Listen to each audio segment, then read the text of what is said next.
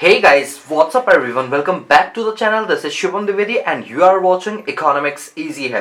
दोस्तों chapter number 18 हमारा चल रहा है, that is public finance in India. आपको याद होगा हम ये तीन टॉपिक अपने पास पढ़ चुके हैं और आज मैं आपको जो कराने वाला हूँ दैट इज फिस्कल पॉलिसी, कि ये फिस्कल पॉलिसी क्या होती है। ठीक है, इसके रिगार्डिंग आज मैं सारी की सारी चीजें कराऊंगा। थोड़ा सा बड़ा टॉपिक है तो हो सकता है ये पूरी वीडियो हमारी 30 मिनट की बन जाए, बट चीजों को डिटेल में कराऊंगा जिससे आपको कोई भी दिक्कत नहीं आएगी। ठीक है, चलिए टॉपिक निकाल लेते हैं एक बार। अपना फिस्कल पॉलिसी।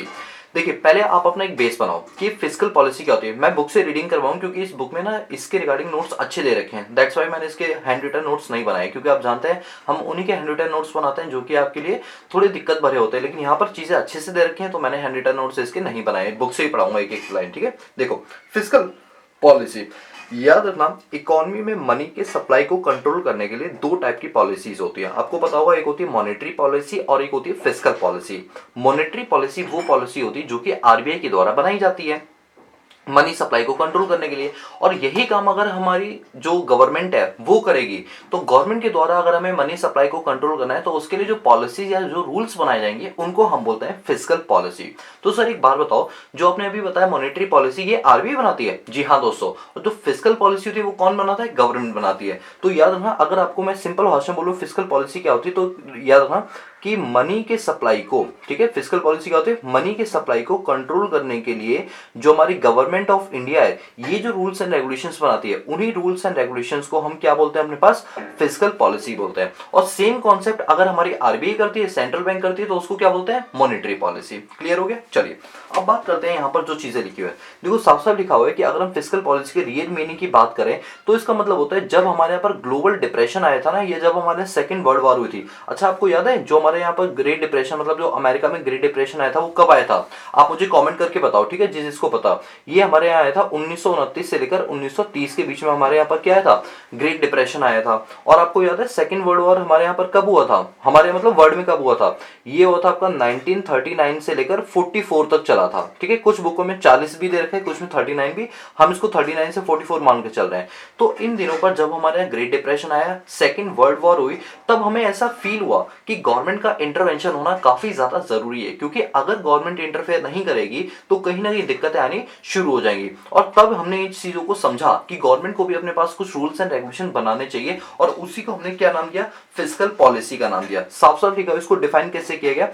देखो साफ साफ लिखा है द पॉलिसी, यहां से मैं पढ़ रहा हूं, the policy of the government. ये वो पॉलिसी है जो गवर्नमेंट के द्वारा बनाई जाती है with regard to level of government purchase, ताकि ये पता लगाया जा सके गवर्नमेंट अपने पास कितना खर्चा पानी करेगी। किस किस रूप में कर सकती है? वो ट्रांसफर के रूप में कर सकती है, टैक्सेस के रूप में कर सकती है, ताकि इस तरीके से हम पॉसिबिलिटी बनाए कि इकोनॉमी को मैक्सिमम बेनिफिट मिले। और इसी को हमारे यहाँ पर क्या बोला जाता है? फिस्कल पॉलिसी बोला जाता है। देखो इन सिंपल भाषा में आप याद रखना कि फिस्कल पॉलिसी का मतलब जो गवर्नमेंट ऑफ इंडिया के द्वारा जो रूल्स एंड रेगुलेशंस बनाए जा रहे हैं इकोनॉमी को सुचारू रूप से चलाने के लिए, that is called be a fiscal policy. और जब हम इस डेफिनेशन को पढ़ते हैं, डेफिनेशन थोड़ी सी टिपिकल तरीके से दे रखी है कि गवर्नमेंट के खर्चों को रेगुलेट करना, चाहे वो टैक्स स्ट्रक्चर के थ्रू हो चाहे वो ट्रांसफर के थ्रू हो, उसको हम क्या बोलते हैं? फिस्कल पॉलिसी बोलते हैं। लेकिन क्या हुआ, अब जो भी हम फिस्कल पॉलिसी में पढ़ते हैं वो सारी की सारी बातें हम किस लेवल पे पढ़ते हैं? मैक्रो लेवल पर पढ़ते हैं। अच्छा आपको याद है माइक्रो में इंडिविजुअल की बात की जाती है, मैक्रो में एग्रीगेट सभी लोग की बात की जाती है। तो फिस्कल पॉलिसी कभी भी एक मोहल्ले या एक स्टेट के लिए नहीं होती है, वो पूरी कंट्री के लिए होती है। इसलिए कौन सा मैटर है आपका? मैक्रो इकोनॉमिक्स के लेवल का ये मैटर है। ठीक है, अच्छा चलो इसके अंदर क्या होता है, मेनली क्या होता है, जो पब्लिक डीलिंग्स होती है उनको हैंडल किया जाता है कि पब्लिक के लिए कितना खर्चा पानी करना है, कितना नहीं करना, वो सारी चीजें इसमें डिसाइड की जाती है। चलो एक काम करते हैं, एक कॉन्सेप्ट मैं आपको नया बताता हूं जो हमारे प्रोफेसर जेम केनीज है ना, मैं इसको हाईलाइट करूं। दोस्तों आपके पास भी बुक होगी, जहां जहां मैं अंडरलाइन करता हूं हाईलाइट करता हूं, आप भी कर लिया करो। ठीक है, हमारे जो प्रोफेसर थे जिनका नाम था John Maynard Kaynes, JM Kaynes. ठीक है, चलो मुझे कमेंट में बताना जेएम केनीज कहां के थे, मतलब मैं आपको ऑप्शन देता हूं, यूके के थे या यूएसए के थे। जहां पर मैंने आपको ना आईबीआरडी और आईएमएफ के बारे में बताया था, वहां मैंने आपको बताया भी था कि जेएम केनीज कहां के हैं। जो लोग हमारी रेगुलर क्लास है उनको तो पता ही होगा, जिनको नहीं पता वो गूगल करके मुझे बताना कि जेएम केनीज कहां के इकोनॉमिस्ट थे। ठीक है, तो जेएम केनीज ने पहली बार एक ऐसा कॉन्सेप्ट रखा, ये वो पहले इकोनॉमिस्ट है जिन्होंने कहा कि हम कोई भी काम अगर करेंगे तो इस तरीके से हमें फिस्कल पॉलिसी बनानी चाहिए कि इकोनॉमी की जो है डेवलपमेंट होती है। सर क्या मतलब हुआ इसका? मतलब ये हुआ कि गवर्नमेंट जब भी अपने पास रूल्स एंड रेगुलेशन बनाएगी तो उसको क्या बोलते हैं? Fiscal policy. फिस्कल पॉलिसी का डायरेक्टली लिंक किसके साथ होना चाहिए? इकोनॉमिक परफॉर्मेंस के साथ होना चाहिए। मतलब हम कोई भी पॉलिसी या कोई भी रूल्स एंड रेगुलेशन बना रहे हैं तो उसका सीधा सीधा इंपैक्ट हमारी इकोनॉमिक परफॉर्मेंस पे पड़ना चाहिए, और वो भी कैसा पड़ना चाहिए? पॉजिटिव पड़ना चाहिए, नेगेटिव नहीं पड़ना चाहिए, पॉजिटिव पड़ना चाहिए। मतलब गवर्नमेंट कोई भी रूल बनाए और उससे इकोनॉमी पर कोई इंपैक्ट ही ना पड़े तो उस रूल का फायदा क्या? यानी रूल हमेशा इस तरीके से बनाए जाने चाहिए जिससे इकोनॉमी की परफॉर्मेंस को इंक्रीज किया जा सके। ये पहली बार कॉन्सेप्ट किसने दिया? प्रोफेसर जेएम केनिस के द्वारा दिया गया। बोलो क्लियर है? ये सर। अच्छा देखो यहाँ पर एक और डेफिनेशन दे रखी है फिस्कल पॉलिसी की। इन्होंने क्या किया? फिस्कल पॉलिसी का मतलब होता है चेंज इन गवर्नमेंट एक्सपेंडिचर और टैक्सेशन। इन्होंने साफ साफ बोला कि फिस्कल पॉलिसी मतलब होता है गवर्नमेंट के खर्चों को कंट्रोल करना और टैक्सेस को कंट्रोल करना, इस तरीके से कंट्रोल करना कि इकोनॉमी को इस तरीके से चलाया जा सके कि उसके मैक्रो इकोनॉमिक पॉलिसी को अचीव किया जा सके। जैसे हम चाहते हैं ग्रोथ को अचीव करना, हम चाहते हैं एम्प्लॉयमेंट को बढ़ाना, हम चाहते हैं इन्वेस्टमेंट को बढ़ाना। ये तीन चीजें अगर बढ़ रही हैं तो इनके रिगार्डिंग आप जो भी खर्चा पानी कर रहे हो, जो भी टैक्सेस के साथ छेड़छाड़ करो, it may be increase it may be decrease, वो सारी सारी क्या कहलाते हैं? फिस्कल पॉलिसी कहलाती है। चलो मैं ना अब आपको कंफ्यूज नहीं करूंगा। अब अगर आपसे कोई पूछे फिस्कल पॉलिसी है तो उसका एक ब्रीफ डिस्कशन आप क्या दोगे? आप सिंपल सा बोलना, फिस्कल पॉलिसी एक ऐसी पॉलिसी होती है जो गवर्नमेंट के द्वारा बनाई जाती है ताकि मार्केट के अंदर मनी के सप्लाई को कंट्रोल किया जा सके, और कंट्रोल इस तरीके से किया जाता है कि मैक्रो लेवल पे जो हमारे ऑब्जेक्टिव्स हैं हम उन ऑब्जेक्टिव को अचीव कर पाए। और ऑब्जेक्टिव क्या है? इकोनॉमिक लेवल पे ग्रोथ को बढ़ाना, इकोनॉमिक लेवल पे एम्प्लॉयमेंट को बढ़ाना, इन्वेस्टमेंट्स को बढ़ाना, पर कैपिटा इनकम को बढ़ाना, नेशनल इनकम को बढ़ाना, जीडीपी बढ़ाना। इन सब के रिगार्डिंग हम जो भी रूल्स एंड रेगुलेशन बनाते हैं, हम मतलब गवर्नमेंट ऑफ इंडिया जो भी रूल्स एंड रेगुलेशन बनाती है, that is called be a fiscal policy. अब यहाँ पर प्रोफेसर जेएम केनिस के द्वारा पहली बार ऐसा कॉन्सेप्ट रखा गया कि गवर्नमेंट कोई भी रूल्स एंड रेगुलेशन बनाए तो वो इस तरीके से बनाए कि इकोनॉमिक परफॉर्मेंस भी यहाँ पर इंक्रीज होती हुई नजर आए, और इस पूरे कॉन्सेप्ट को हमने क्या नाम दिया? फिस्कल पॉलिसी का नाम दिया। बोलो क्लियर? अब देखो यहाँ पर मैं आपको एक चीज बता दूं, यहाँ पर दो चीजें बहुत ज्यादा मेन है। कौन कौन सी? गवर्नमेंट एक्सपेंडिचर बहुत ज्यादा मेन है कि गवर्नमेंट किस तरह से खर्चा पानी करती है, और गवर्नमेंट टैक्सेस किस तरीके से इंपोज करती है। यही दो चीजें मुझे आपको पढ़ानी है। दोस्तों आपकी जानकारी के लिए बता दूं, मैं भी टैक्स को लेकर 3 पॉइंट आपको बताऊंगा। टैक्स को लेकर मैं आपसे भी 3 पॉइंट में डिस्कस करूंगा, और गवर्नमेंट के एक्सपेंडिचर को लेकर मैं इसमें 2 पॉइंट बताऊंगा। ये दोनों के दोनों पॉइंट और ये 3 के 3 पॉइंट, ये दोनों बहुत ज्यादा इंपॉर्टेंट है। टोटल 5 पॉइंट मैं आपको बताऊंगा और बहुत इंपॉर्टेंट है। ठीक है, चलो अब मैं आपको बताता हूँ। यहाँ पर देखिए सबसे पहले टैक्स के लेकर ये 3 पॉइंट दे रखे हैं, टैक्स को लेकर ये 3 पॉइंट, और देखो एक्सपेंडिचर के नीचे दे रखा है। पहले मैं आपको टैक्सेस के बारे में बताता हूँ। देखो ये कहा गया कि जब भी आप कोई अपनी पॉलिसी बनाते हो, पॉलिसी बोले तो जो आप फिस्कल पॉलिसी बना रहे हो, उसमें टैक्स का एक बहुत ही इंपॉर्टेंट रोल होता है। क्यों जानते हो? बिकॉज हमारे यहाँ पर जो टैक्सेस होते हैं और जो हमारे पर कैपिटा इनकम होती है, दोनों में इनवर्स रिलेशन होता है। अगर आप टैक्सेस को बढ़ाओगे तो पर कैपिटा इनकम कम हो जाएगी, और अगर टैक्सेस को रिड्यूस करोगे तो पर कैपिटा इनकम बढ़ जाएगी। दोनों में इनवर्स रिलेशन होता है। अब इनवर्स रिलेशन होने के चलते हमें बहुत सोच समझ के काम करना पड़ता है कि इकोनॉमी के अंदर से हमें टैक्सेस को इंक्रीज करना है या डिक्रीज करना है। दोस्तों आप जैसा कि जानते हैं आजकल पेट्रोल, डीजल, एडिबल ऑयल, इन सब की कीमतें कितनी ज्यादा बढ़ती आ रही है। एक साल में 5-5 बार कीमतें बढ़ी हैं। तो ऐसे में गवर्नमेंट क्यों काम कर रही है? गवर्नमेंट टैक्सेस को इंक्रीज कर रही है बिकॉज क्योंकि गवर्नमेंट के पास पैसों की कमी चल रही है। तो गवर्नमेंट ने अभी रिसेंटली 2021 में जो अपने फिस्कल पॉलिसीज वगैरह बनाएंगे वो किसके रिगार्डिंग बनाई है? कि खर्चे ज्यादा से ज्यादा हो, और इसके लिए गवर्नमेंट के पास पैसा चाहिए, और पैसे के लिए वो टैक्सेस को इंक्रीज कर रही है। तो याद रखना टैक्सेस में और पर कैपिटा इनकम में क्या होता है? इनवर्स रिलेशन होता है। अगर मैं 100 रुपए कमाता हूं और पहले टैक्स था 20 रुपए, तो 100 रुपए में से 20 रुपए टैक्स दे दिया, 80 रुपए मेरी क्या बच गई? पर कैपिटा इनकम बच गई। बट यही अगर मैं टैक्सेस को बढ़ा दूं, 100 रुपए में से 30 रुपए टैक्स दूंगा, तो मेरी रियल इनकम क्या हो जाएगी? कम हो जाएगी, मेरी परचेसिंग पावर भी कम हो जाएगी। तो गवर्नमेंट इस तरीके से रूल्स एंड रेगुलेशन बनाती है कि जो टैक्सेस के साथ हेर फेर किया जाए उससे पर कैपिटा इनकम पर सीधा इंपैक्ट पड़े। चलो मैं 3 पॉइंट पढ़ाता हूं। सबसे पहली चीज, सबसे पहला पॉइंट क्या बोला है? टैक्स में direct bearing to the people income. Taxes क्या होते हैं? वो कर होते हैं जो डायरेक्टली पीपल की इनकम को अफेक्ट करते हैं, इवन उनकी डिस्पोजल इनकम को भी अफेक्ट करती है, उनके परचेसिंग पावर को भी इफेक्ट करती है। तो यहां पर आप ये वाला पॉइंट लगा सकते हो कि दोनों में कैसा रिलेशन होता है? इनवर्स रिलेशनशिप होता है, और इससे इंसानों की, लोगों की जो रियल इनकम, जो परचेसिंग पावर है वो क्या हो जाती है? डिक्रीज हो जाती है। नंबर 2, टैक्सेस जो होता है वो डायरेक्टली अफेक्ट करते हैं सेविंग ऑफ इंडिविजुअल, हाँ डेफिनेटली अगर हम टैक्सेस ज्यादा करेंगे तो ऑब्वियस ही बात है लोगों की जो सेविंग है वो क्या हो जाएगी, पहले के मुकाबले कम हो जाएगी। तो कहीं ना कहीं टैक्सेस हमारी सेविंग्स को डायरेक्टली इंपैक्ट करते हैं। इवन ये सेविंग्स को ही नहीं बल्कि जीडीपी को भी इंपैक्ट डालते हैं और पर कैपिटा इनकम को भी इंपैक्ट डालते हैं। पॉइंट नंबर 3, जो टैक्सेस होते हैं इससे क्या होता है, गुड्स के प्राइसेस या जो सर्विसेज है उनकी कीमतें बढ़ जाती हैं। जैसे अगर मान लो टैक्सेस बढ़ा दिए तो ऑब्वियस ही बात है मैं उस खर्चे के बर्डन को, जो मैंने ज्यादा टैक्स दिया उस बर्डन को मैं आगे शिफ्ट कर दूंगा, और जब मैं शिफ्ट करूंगा तो ऑब्वियस सी बात है जो गुड्स की जो कीमतें हैं वो क्या हो जाएंगी, बढ़ जाएंगी। तो टैक्सेस कहीं ना कहीं जो गुड्स की प्राइसेस है जिसको हम बोलते हैं इन्फ्लेशन, उसको भी डायरेक्टली इंपैक्ट और डायरेक्टली हिट करती है। तो टैक्स डायरेक्टली कैसे हिट करेगी कैसे नहीं करेगी ये सब कौन डिसाइड करेगा, हमारी फिस्कल पॉलिसी। यानी याद रखना ये 3 के 3 पॉइंट जो है गवर्नमेंट देखेगी मार्केट के अंदर सिचुएशन क्या चल रही है उसके रिगार्डिंग वो अपनी फिस्कल पॉलिसी में टैक्स को या तो बढ़ाएगी या फिर वो क्या करेगी, डिक्रीज करेगी। ये सब गवर्नमेंट डिसाइड करेगी कि हमें टैक्सेस को बढ़ाना ही कम करना है। अच्छा ध्यान से सुनो, अगर मान के चलो लोग डिमांड दबा के कर रहे हैं और हम चाहते हैं डिमांड थोड़ी कम हो जाए, तो ऐसे में गवर्नमेंट क्या करेगी, टैक्सेस को इंपोज करेगी। इंपोज मतलब लागू करेगी और ज्यादा टैक्स लेगी। रीजन बिहाइंड की जितना ज्यादा टैक्स होगा लोगों के पास पैसा कम होगा और जितना कम होगा उतनी वो डिमांड कम करेंगे। और यही उल्टा कर दो, मान लो डेफिसिट डिमांड है, लोग डिमांड ज्यादा कर ही नहीं रहे,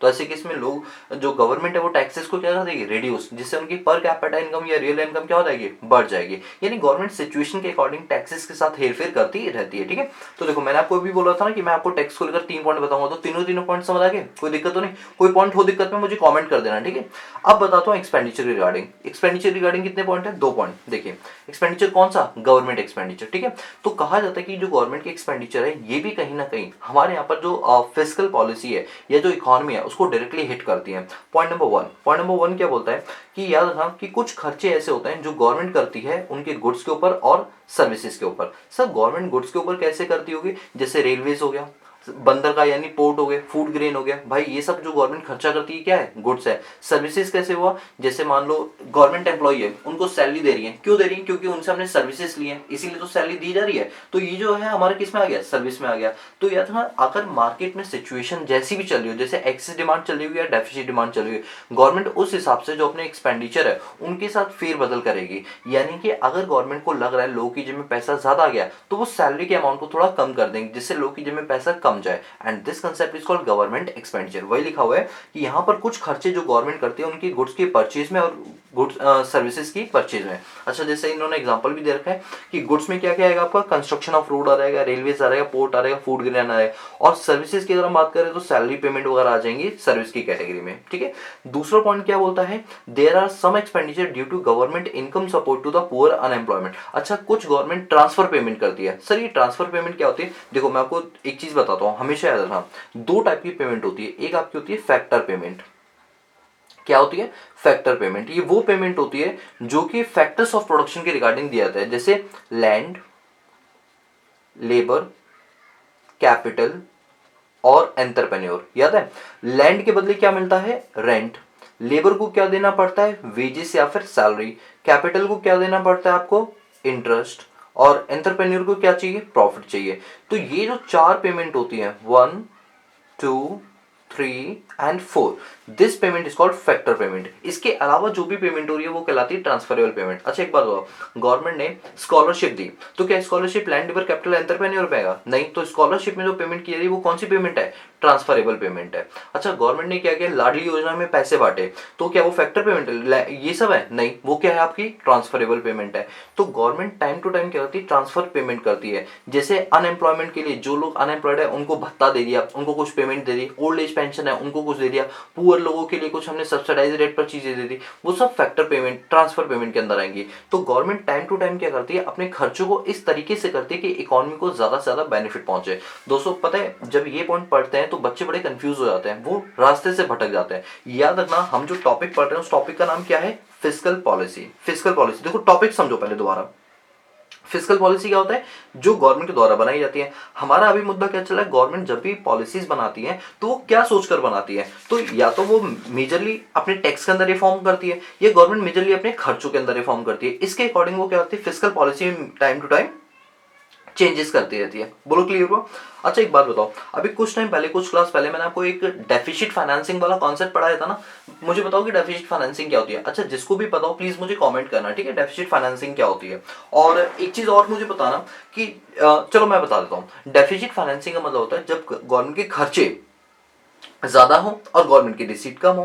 तो जब हम अपना गवर्नमेंट बजट बनाते हैं और गवर्नमेंट बजट में हमारे खर्चे ज्यादा हो जाते हैं और इनकम कम होती है, तो उस कंसेप्ट को बोलते हैं उसको बोलते हैं डेफिसिट बजट। और उस डेफिसिट बजट के पैसों को पूरा करने के लिए हम कहीं से फाइनेंस यानी पैसे इकट्ठा करते हैं, और उस कंसेप्ट को क्या बोलते हैं? डेफिसिट फाइनेंसिंग बोलते हैं। ठीक है, चलो अब मैं आपको पढ़ाता हूँ क्या चीज है। देखिए यहां पर लिखा हुआ है कि इंडिया, जैसे कि आप जानते हैं कि प्लान्ड इकोनॉमी थी, ठीक है, जब हमारा देश आजाद हुआ था तो कहने के लिए हमारी इकोनॉमी प्लान्ड इकोनॉमी थी। प्लान्ड मतलब सोशलिस्ट इकोनॉमी थी, सारे जो कंट्रोल थे वो गवर्नमेंट के पास थे, और गवर्नमेंट ही हर चीज के लिए क्या होती थी? रिस्पॉन्सिबल होती थी। तो यहाँ पर कोई भी काम होता था तो गवर्नमेंट अपने हिसाब से करती थी। उन दिनों पर गवर्नमेंट ने हमारी इकोनॉमी को सही रूप से चलाने के लिए 5 ईयर प्लान चलाया था, याद है, पंचवर्षीय योजना। और आपको याद होगा हमारे यहाँ पर जो फर्स्ट 5 ईयर प्लान है, मैं चलो यहाँ लिख देता हूँ, जो हमारे यहाँ पर फर्स्ट 5 ईयर प्लान है वो 1 अप्रैल 1951 में चलाया गया था। याद है, प्लानिंग कमीशन था हमारे पास, उन्होंने क्या बोला था? इकोनॉमी को सुचारू रूप से चलाने के लिए हमें अब चीजों को कनेक्ट करना सीखो भाई। आप 18वें चैप्टर पर आ गए हो तो पीछे के जितने चैप्टर उनसे लिंक करना सीखो। तो 5 ईयर प्लान जो है हमारे यहाँ पर प्लानिंग कमीशन के द्वारा किए गए थे 1/4/1951 में। सोच के देखो, पंचवर्षीय योजना में पहला प्लान था हमारा एग्रीकल्चर को प्रमोट करना। फिर सेकंड 5 ईयर प्लान जब 1 अप्रैल 1956 को लॉन्च किए थे तो उसका मेन मोटिव था इंडस्ट्रीज को बढ़ाना। थर्ड 5 ईयर प्लान का मोटिव था सर्विस सेक्टर को बढ़ाना। भाई ये ऐसे नहीं बढ़ जाएंगे कि आपने 5-5 साल के प्लान बनाए, उसके लिए भाई साहब फंड्स की भी जरूरत होती है। अब गवर्नमेंट ने क्या किया? पंचवर्षीय योजनाओं के ऊपर इतना ज्यादा खर्चा कर दिया, इतना ज्यादा खर्चा कर दिया कि उनके पास पैसों की कमी होने लगी। ऑब्वियस सी बात है ना, जब आप कोई चीज टारगेट को अचीव करना चाहते हो तो नो डाउट खर्चा तो करना पड़ेगा, फिर चाहे वो गवर्नमेंट करे या प्राइवेट सेक्टर करे, बट खर्चा तो करना पड़ेगा। तो उन दोनों, क्योंकि हमने 5 ईयर प्लान चलाए थे, उस पर हमारा इतना ज्यादा खर्चा हो गया था कि हमारे पास सफिशिएंट अमाउंट ही नहीं बचा, मतलब पैसों की थोड़ी सी कमी चल गई। और इसी कमी के चलते हमारे यहाँ पर क्यों कमी चली, पहले कमी के पीछे रीजन जानो। क्योंकि उन दिनों पर जो हमारा टैक्स रेट था, कमी क्यों पड़ी? क्योंकि उन दोनों पर टैक्स की कलेक्शन हमारे पास कम हो रही थी, हमारे बैंक्स उतने ज्यादा स्ट्रांग नहीं थे, और प्राइवेट जो सेक्टर था वो कहने के लिए था लेकिन वो ज्यादा कुछ रोल प्ले नहीं कर रहा था। और सेविंग के मामले में हम बहुत कम सेविंग करते थे, खर्चे बहुत ज्यादा करते थे।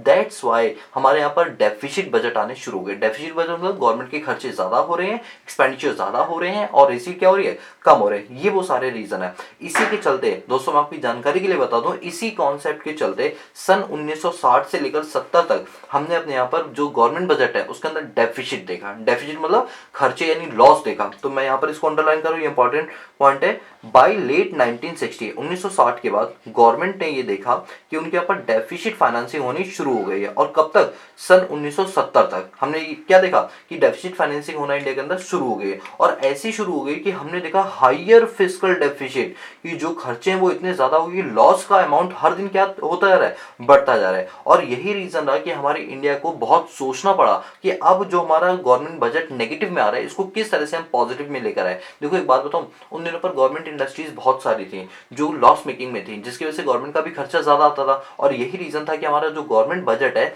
वो किस में आ जाता था? नेगेटिव में आ जाता था। अब हमारे रमेश सिंह सर ने क्या किया हुआ है, इस चीज को समझाने के लिए इसको 3 फेजेस में बांटा। कितने फेज में बांटा? 3 फेज में।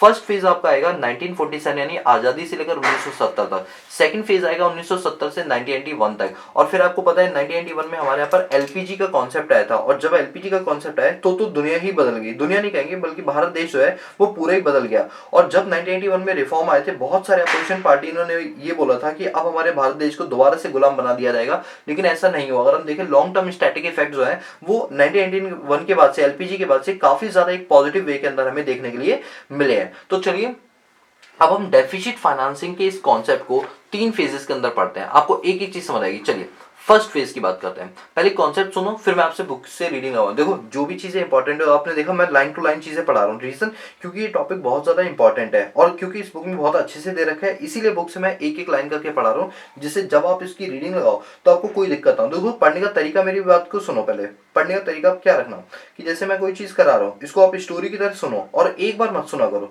2 बार सुना करो। पहली बार तो आप चीजों को समझते हो, दूसरी बार चीजों को स्टोर करते हो, फिर तीसरी बार जब आप बुक से रीडिंग लगाओगे ना तो आपको चीजें अच्छे से क्लियर हो जाएंगी। तो हर वीडियो को आप एटलीस्ट 2 टाइम्स देखोगे, तब आपकी चीजें समझ में आनी शुरू होंगी, एक बार देखने से नहीं समझ आती है, ठीक है। चलो अब मैं आपको बताता हूँ फर्स्ट फेज 1947 से लेकर 1970 तक का जो फर्स्ट फेज था, उसके अंदर क्या हुआ हमारे पास। सबसे पहले हमारे यहाँ पर उस टाइम पर डेफिसिट फाइनेंसिंग का कॉन्सेप्ट नहीं था दोस्तों।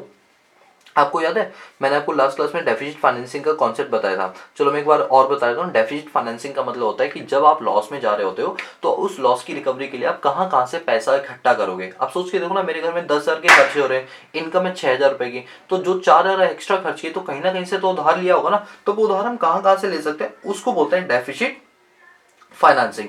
तो जब 1947 जब हमारा देश आजाद हुआ और 1970 तक हमने डेफिसिट फाइनेंसिंग का कॉन्सेप्ट देखा ही नहीं था, और ना हम जानते थे, क्योंकि ये तो बहुत बाद में आया ना। इस वजह से उस टाइम पर क्या होता था, अगर बजट में डेफिसिट आता था तो गवर्नमेंट क्या करती थी, जैसे मान के चलो गवर्नमेंट के खर्चे ज्यादा हो गए और रिसीट कम है, तो गवर्नमेंट क्या करेगी, गवर्नमेंट सबसे पहला काम ये करती थी कि वो इनसाइडर यानी अपने ही लोगों से, इकोनॉमी के लोगों से लोन ले लेती थी और उस लोन से अपने खर्चों की भरपाई करती थी। दूसरा क्या था कि उन्होंने टैक्सेस को बढ़ाना शुरू कर दिया, क्योंकि जब टैक्सेस को बढ़ाएंगे तो अल्टीमेटली क्या, गवर्नमेंट के पास पैसा आएगा और गवर्नमेंट उस पैसे का यूज अपने होने वाले लॉस या होने वाले एक्सपेंडिचर को मीट आउट करवाने के लिए करवा सकती है। अब एक बात बताओ, एक टाइम ऐसा आ गया कि जब गवर्नमेंट ने इतने ज्यादा टैक्सेस लगा दिए, दोस्तों याद रखना, एक नॉमिनल अमाउंट टैक्स का लगाओगे ना, कोई चोरी नहीं करेगा, एक आधे करेंगे लेकिन मैक्सिमम लोग आपको सही तरीके से टैक्स दे देंगे। लेकिन आप एक लिमिट से ज्यादा टैक्स इंपोज कर दोगे तो ऑब्वियस ही बात है, करप्शन हो गया और जैसे टैक्स का इवेजन हो गया, चोरी हो गया, ऐसी चीजें आपको देखने के लिए मिलेंगी। और उस टाइम ऐसे ही हुआ 1947 से 1970 में, जब गवर्नमेंट के जो घाटे हैं वो कुछ ज्यादा होने लगे, तो गवर्नमेंट ने टैक्स स्ट्रक्चर इतना ज्यादा हाई कर दिया, इतना ज्यादा हाई कर दिया कि लोगों ने इसे बचने के लिए टैक्स की चोरियां करनी शुरू कर दी, करप्शन करना शुरू कर दिया। तो ये थोड़ा एक नेगेटिव इंपैक्ट हो गया। अगर हमें टैक्सेस बढ़ाने थे थोड़े थोड़े करके बढ़ाते, लेकिन गवर्नमेंट ने सडनली एकदम से सारी चीजें बढ़ा दी, दैट्स वाई लोगों ने चोरी करना यहाँ पर शुरू कर दिया, जिसका एक नेगेटिव इंपैक्ट हमारी इकोनॉमी को देखने के लिए मिला। तीसरा पॉइंट है taking resources to heavy borrowing from RBI. Government ने आरबीआई को अपने पुतले की तरह समझा कि हम जो बोलेंगे वो उसकी तरह, कठपुतलियों की तरह नाचेगा। गवर्नमेंट ने क्या किया, जो आरबीआई के पास जो फंड्स थे, आप जानते हो वैसे तो आरबीआई कहने के लिए एक इंडिपेंडेंट अथॉरिटी है, लेकिन उसके 51% से ज्यादा शेयर तो किसने ले रखे, गवर्नमेंट ऑफ इंडिया ने। तो जो आरबीआई के पास पैसा आता था वो सारा पैसा गवर्नमेंट ले लेती थी अपने खर्चों को मीट आउट कराने के लिए, जिसकी वजह से आरबीआई जो एक तरह से गवर्नमेंट को हैवी सपोर्ट कौन करता था, आरबीआई करती है। लेकिन आरबीआई भी एक लिमिट तक ही सपोर्ट कर पाएगी, बहुत ज्यादा नहीं कर पाएगी। लेकिन इसके अंदर कुछ पॉलिटिकल इंटरफेयर देखने के लिए मिले। पॉलिटिकल इंटरफेयर मतलब कुछ सरकारें आती थी, वो आरबीआई को इस तरीके से ट्रीट करती थी जैसे एक खजांची, और इससे बस पैसा लेते हैं और देने के कोई मतलब ही नहीं बनता, क्योंकि हमारी यूनिट है। इस टाइप से जब चीजें होने लगी तो इंडिया की जो दुर्दशा है वो होनी शुरू हो गई।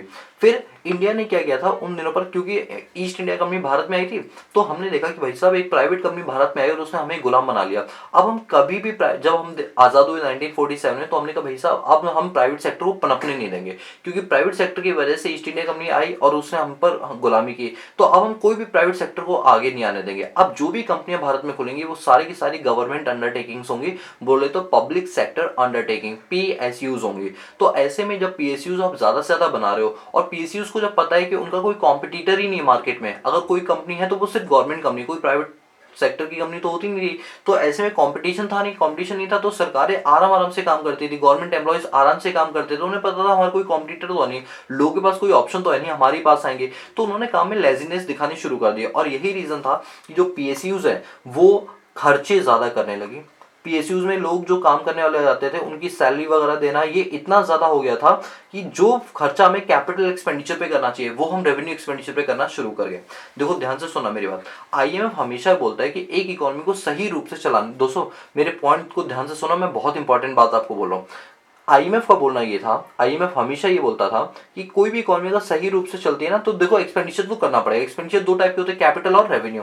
ज्यादा से ज्यादा आप क्या करो, कैपिटल एक्सपेंडिचर करो। क्या करो, कैपिटल एक्सपेंडिचर, क्योंकि इससे आपकी जो एसेट्स है ना वो क्रिएट होती हैं, और जब आपकी एसेट्स क्रिएट होंगी ये आगे चल के आपको प्रॉफिट कमा के ही देंगे, ये कभी लॉस नहीं कमा के देंगे। लेकिन हमारे यहाँ पर हो क्या रहा था, हम सबसे ज्यादा रेवेन्यू एक्सपेंडिचर कर रहे थे। रेवेन्यू एक्सपेंडिचर मतलब वो एक्सपेंडिचर जिनसे गवर्नमेंट के कोई एसेट्स क्रिएट नहीं होते थे, वो खर्चे करती थी। जैसे ज्यादा से ज्यादा पीएसयूज में लोगों को जॉब पर रखना, उनको सैलरी देना। तो भाई जब आप ज्यादा सैलरी दोगे तो इससे कोई एसेट्स थोड़ी क्रिएट होंगे, बल्कि आपका खर्चा बढ़ेगा। सैलरी के साथ सोशल सिक्योरिटी, पीएफ वगैरह भी दोगे, ग्रेचुटी वगैरह भी दोगे, तो इनके चलते गवर्नमेंट के लॉसेस बढ़ने शुरू हो गए, क्योंकि गवर्नमेंट के इसकी वजह से एक्सपेंडिचर बढ़ गए और रिसीट कम हो गई। क्यों कम हो गई?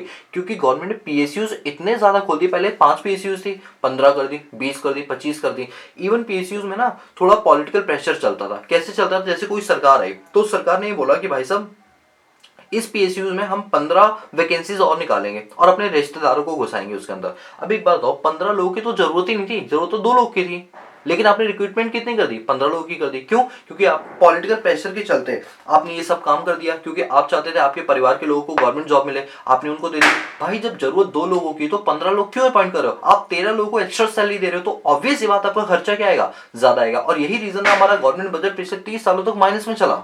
भाई साहब यही रीजन थे, हमारी दुर्दशा थी। पॉलिटिकल इन्फ्लुएंस इतना ज्यादा था कि हमारा जो बीओपी है वो किसमें, बीओपी बीओपी नहीं कहना चाहिए बल्कि गवर्नमेंट बजट हमारा किसमें आ गया? नेगेटिव के अंदर आ गया। तो अब इस पॉइंट को पढ़ो जरा। उन दिनों पर हमने पीएसयूज इतनी ज्यादा स्टैब्लिश कर दी थी, जरूरत से ज्यादा कर दी, जिसके से हमारे रेवेन्यू एक्सपेंडिचर क्या हो गए थे? बढ़ गए थे। जबकि बढ़ना क्या चाहिए था? कैपिटल एक्सपेंडिचर, लेकिन हम बढ़ा क्या रहे थे? Revenue expenditure. दैट्स वाई हमारे यहाँ पर बहुत ज्यादा सीवियर प्रॉब्लम होनी शुरू हो गई। और इसकी वजह से हमारी जो इन्वेस्टमेंट है, हम अब हमारे पास क्योंकि पैसा ही नहीं बचा, सारा पैसा सैलरी में चला जाता था नॉन प्रोडक्टिव स्टाफ के लिए, तो अब हमारी इन्वेस्टमेंट भी धीरे धीरे क्या होने लगी? कम होने लगी। और यही सारे रीजन थे कि हमारा जो गवर्नमेंट बजट है वो लॉस में चला गया, यानी डेफिसिट में चला गया। और ये पूरी कहानी मैंने कब की बताई है? ये बताइए 1947 से लेकर 1970 के बीच में, कि उन दिनों पर कुछ ये चीजें चला करती थी।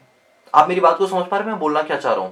तो ये सारे रीजन थे जिनके चलते हमारे यहाँ पर डेफिसिट फाइनेंसिंग का कॉन्सेप्ट हमको स्टार्ट करना पड़ा। मतलब हमारा जो गवर्नमेंट बजट है वो नेगेटिव में चला गया। तो बताओ पहले फेज का आपको पॉइंट क्लियर हो गया ना? फर्स्ट फेज थोड़ा बड़ा है, सेकंड और थर्ड तो इजी इजी है।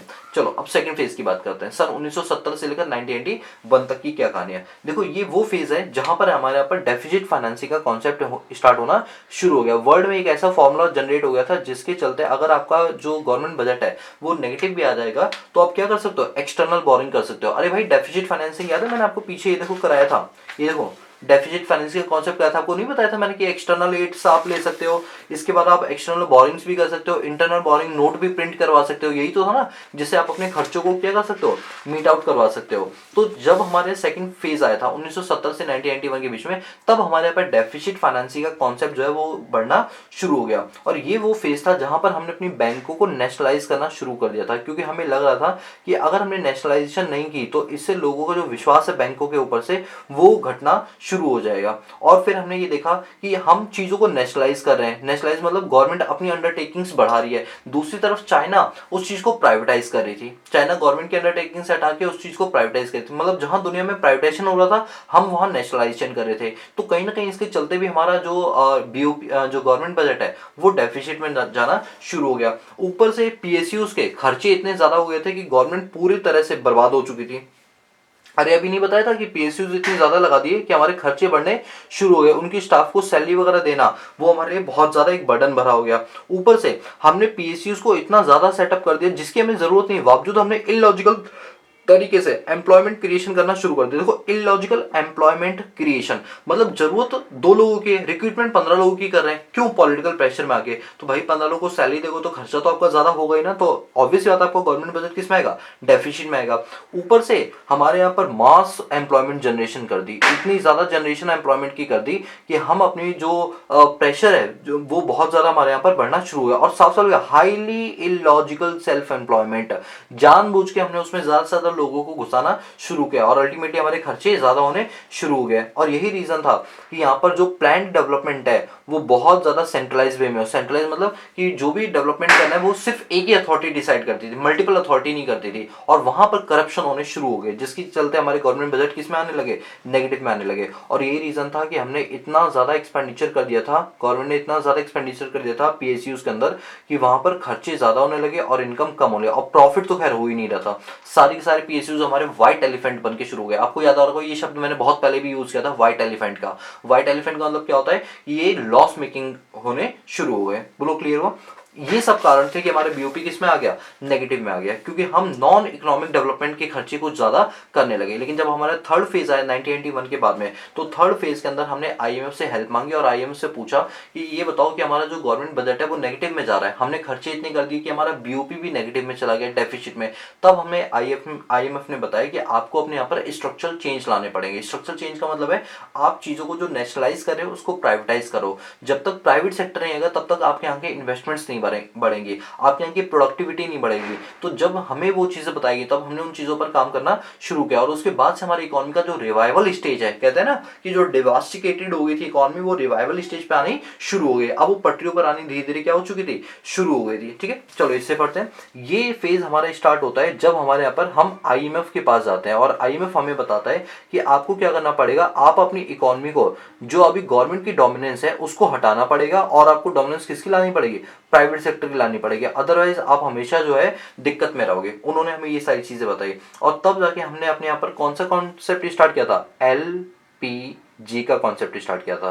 दोस्तों इस पॉइंट पर मैं ज्यादा डिस्कशन नहीं करूंगा, बिकॉज LPG का कॉन्सेप्ट आपको पता ही है, चीजों को आसान बनाना, लिबरलाइजेशन, चीजों को प्राइवेटाइज करना, नेशनलाइजेशन का हटा के प्रोसेस प्राइवेटाइजेशन करना, और चीजों को वर्ल्ड वाइड कनेक्ट करना, दैट इज ग्लोबलाइजेशन। अगर आप इस तरीके से करोगे, जब हमने LPG का कॉन्सेप्ट किया तब हमारा जो गवर्नमेंट बजट जो डेफिसिट में था वो किस में आना शुरू हो गया, सरप्लस में आना शुरू हो गया। बोलो कॉन्सेप्ट क्लियर हुआ आपको? तो आई होप गाइस कि आपको समझ आ गया होगा कि हमारे यहाँ पर जो फिस्कल पॉलिसी है वो क्या होता है, और किस तरह से हमारी गवर्नमेंट ने धज्जियां उड़ाई थी हमारे भारत देश की। मेरी बात को समझ रहे हो? तो चलिए, तो आज का जो हमारा टारगेट था वो पूरा अचीव हो गया। अब हम इस पर टिक कर देते हैं। ठीक है, चलिए, तो आज की क्लास के लिए इतना ही रखते हैं, बाकी मिलते हैं नेक्स्ट